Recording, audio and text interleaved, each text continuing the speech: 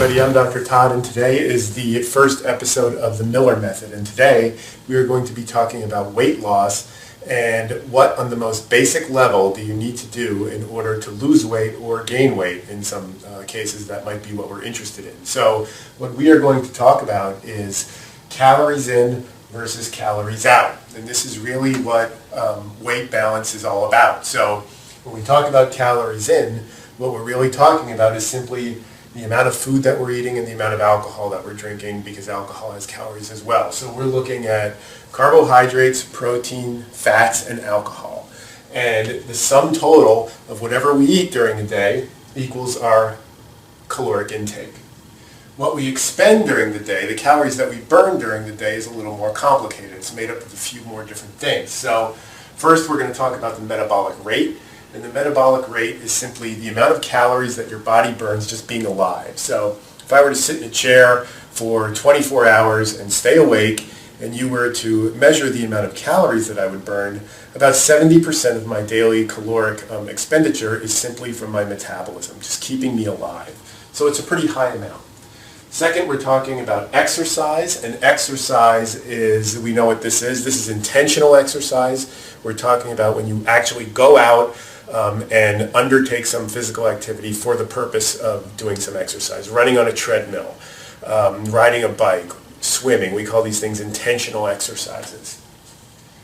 Non-exercise physical activity is the physical activity that we do throughout the day that is not intentional exercise. So getting up and walking to our car, taking out the trash, shoveling snow, cleaning the house, gardening, all those things are non-exercise physical activity. There are things that result in caloric expenditure, but we're not doing them for the sole purpose of burning calories like we are with exercise. And finally is the thermic effect of food. And the thermic effect of food is the amount of calories that are required in order to metabolize the food that we eat.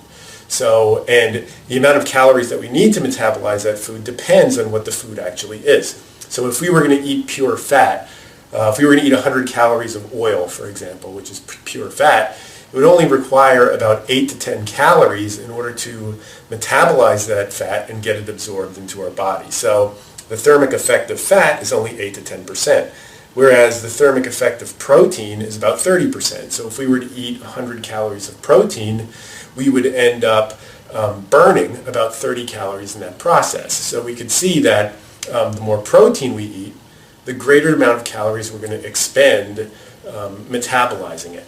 So really, whether or not we gain weight or whether we lose weight is the difference between our calories in and our calories out. So if we eat 3,000 calories in a day, but we only burn 2,500 calories in a day, then we have a caloric surplus of 500 calories.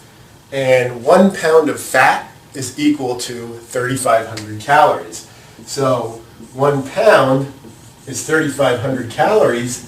So if we have a 500 calorie surplus every day, in 7 days, 3,500 calories, we should gain a pound of fat.